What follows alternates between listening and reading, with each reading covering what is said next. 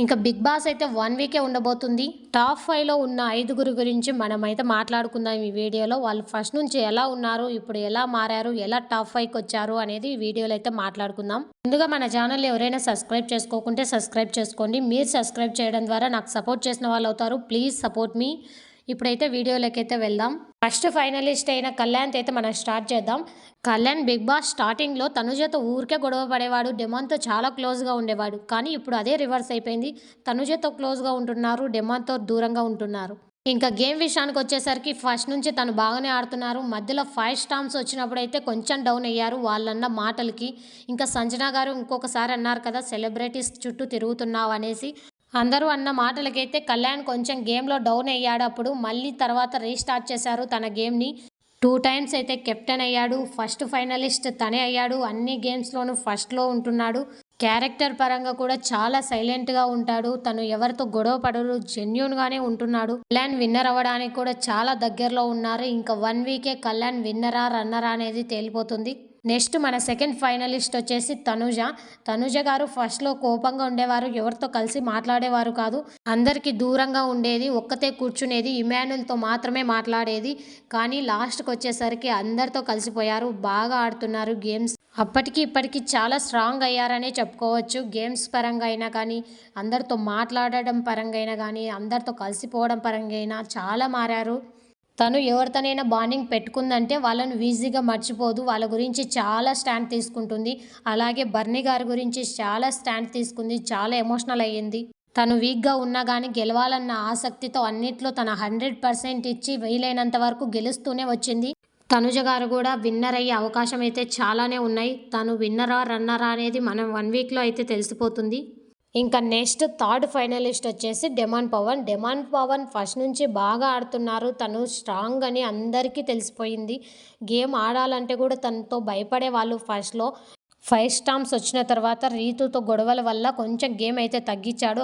ఎప్పుడైతే రీతును women handling చేసినావు అనేసి వీకెండ్లో అందరి ముందర అన్నారో అప్పటి నుంచి గేమ్స్లో కూడా తను స్ట్రాంగ్గా ఆడడం మానేశారు. మళ్ళీ ఎక్కడ అంటారో, ఎవరినైనా స్ట్రాంగ్గా తోసేస్తే మళ్ళీ అంటారేమో అన్నట్టుగా తనైతే స్ట్రాంగ్గా ఆడడమే మానేశాడు. అందువల్ల తన గేమ్స్ అయితే చాలా డౌన్ అయిపోయాయి. లాస్ట్ కెప్టెన్ అయ్యేటప్పుడు కూడా తనకు బ్యాక్ పెయిన్ రావడం వల్ల తను అయితే గేమ్స్ బాగా ఆడలేకపోయాడు. లేకపోతే తను చాలా స్ట్రాంగ్ అనేసి అగ్ని పరీక్షలో కూడా తెలిసింది కదా. మళ్ళీ రీతు వెళ్ళాక తన గేమ్ అయితే స్టార్ట్ చేశారు. తనలో కూడా కామెడీ యాంగిల్ ఉంది అనేసి మనకు లాస్ట్ వీకే తెలిసింది. రీతు వెళ్ళాక చాలా యాక్టివ్గా ఉన్నాడు, అందరితో కలిసిపోయాడు. రీతు చాలా డామినేట్ చేసింది అనిపించింది నాకైతే. డెమాన్ పవన్ విన్నర్ అవ్వాలనేసి తనకు ప్రజలు ఇంకా తన ఫ్యాన్స్ అయితే కనుక ఫోటోలు ఫ్లెక్సీలు వేసి మరీ ప్రమోట్ చేస్తున్నారు. తనైతే టాప్ 5లో అయితే ఉన్నాడు. డెమాన్ పవన్ విన్నర్ అవ్వాలని కోరుకునే వాళ్ళు ఓట్ ఫర్ డెమాన్ పవన్ అయితే అని కామెంట్ అయితే చేయండి. నెక్స్ట్ వచ్చేసి ఫోర్త్ ఫైనలిస్ట్ వచ్చేసి ఇమాన్యుల్. ఇమాన్యుల్ కామెడీ టైమింగ్స్ అన్నీ బాగుంటాయని మనందరికీ తెలిసిందే కదా. నేను ఫస్ట్ వీక్ ఇమాన్యుల్ని చూసినప్పుడు ఏమనుకున్నానంటే తిను కామెడీ చేస్తాడు అంతే, గేమ్స్ పరంగా ఏమి స్ట్రాంగ్గా ఆడాడు అని అనుకున్నాను. కానీ తర్వాత తను చాలా స్ట్రాంగ్ అయ్యాడు. నేను ఒకప్పుడు ఇమాన్యుల్ చూస్తే ఆడలేడేమో అనుకున్న ఇమాన్యుల్ ఇప్పుడు లాస్ట్ వీక్ వచ్చేసరికి తను గేమ్లోకి వస్తున్నాడంటే చాలు, హౌస్ మేట్స్ అందరూ తమ స్ట్రాటజీలు ప్లే చేసి తనని గేమ్లో నుంచి తొలగించాలని చూస్తున్నారు. అంత స్ట్రాంగ్ అయ్యాడు ఇమాన్యుల్. నేను అస్సలు ఎక్స్పెక్ట్ చేయలేదు ఇమాన్యుల్ ఇన్ని స్ట్రాటజీలు వేస్తాడు, ఇంత క్లవర్గా ఆలోచిస్తాడు అనేసి అస్సలు అనుకోలేదు. ఇమాన్యుల్ ఫస్ట్లో తనుజతో క్లోజ్గానే ఉన్నాడు. మధ్యలో వచ్చేసరికి కొంచెం డిస్టర్బెన్స్ అయితే జరిగింది వాళ్ళిద్దరి మధ్యన. తర్వాత సంజన గారితో మమ్మీ బాండింగ్కి అయితే కనెక్ట్ అయ్యాడు. అప్పటి నుంచి సంజన గారిని చాలా బాగానే చూసుకున్నాడు. లాస్ట్ వీక్లోనే కొంచెం గొడవ అయింది, కానీ లేకపోతే సంజన గారు కూడా చాలా బాగా విన్నారు ఇమాన్యుల్ మాట. ఇమాన్యుల్ మాట్లాడకుంటే ఏడ్ చేసేది సంజన గారు. మొన్న గొడవలో కూడా చూసినారు కదా, ఇమాన్యుల్ మాట్లాడలేదని చాలా బాధపడ్డారు సంజన గారు. నేనే వెళ్ళి మాట్లాడతాను ఫస్ట్ అనేసి అన్నారు కదా. ఇమాన్యుల్ హౌస్మేట్స్కి ప్రతి ఒక్కరికి నచ్చేవాడు, అందరూ బాగా మాట్లాడేవారు. కావాలని ఎవరితో గొడవ అయితే పడలేదు. తన గురించి వచ్చినప్పుడు తన గురించి తను డిఫెండ్ చేసుకునేటప్పుడు మాత్రమే గొడవ పడేవాడు. తనైతే టాప్ 5లో అయితే ఉన్నాడు. తను విన్నర్ అవుతాడా లేదా రన్నర్ అవుతాడా లేకపోతే టాప్ 4లోనే ఉంటాడా అనేది మన చేతుల్లో ఉంది. Vote for Emmanuel. Next fifth finalist వచ్చేసి సంజన గల్రాని. సంజన గల్రాని గారు టాప్ 5లో ఉంటారని నేను అస్సలు ఎక్స్పెక్ట్ చేయలేదు. ప్రతిసారి లాస్ట్ వరకు వచ్చి సేవ్ అయ్యేవారు. హౌస్ మేట్స్లో ఎవరినైనా నచ్చని వాళ్ళని తీయండి అని టాస్క్ ఇచ్చినప్పుడు సంజన గారినే తీసేసేవాళ్ళు. ఎక్కువ నామినేషన్స్ కూడా సంజన గారి మీదే ఉండేవి. ఎవరి వల్లైనా ఈ ఇంట్లో గొడవ ఉందా అని నాగార్జున సార్ అడిగినప్పుడు కూడా సంజన గారి పేరే ఎక్కువ చెప్పేటోళ్ళు. ప్రతి ఒక్కరు సంజన గారు ఇలా మాట్లాడారు, అలా మాట్లాడారు, మాకు నచ్చలేదు అనేసి నామినేషన్స్ అయితే వేశారు. ప్రతి వీక్ సంజన గారు ఏదో ఒక గొడవ చేసేవారు. వీకెండ్‌లో నాగ్ సార్ వచ్చి ఏదో ఒకటి అనటం, తను బాధపడటం, ఫ్యామిలీ వీక్ లేదని చెప్పటం, డోర్స్ ఓపెన్ చేయటం, ఇంటికి వెళ్ళు అని చెప్పడం చాలానే జరిగాయి.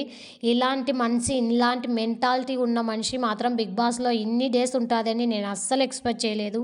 బిగ్ బాస్ సీజన్ 9లోనే రికార్డ్ అని చెప్పొచ్చు సంజన గారు ఉండడం.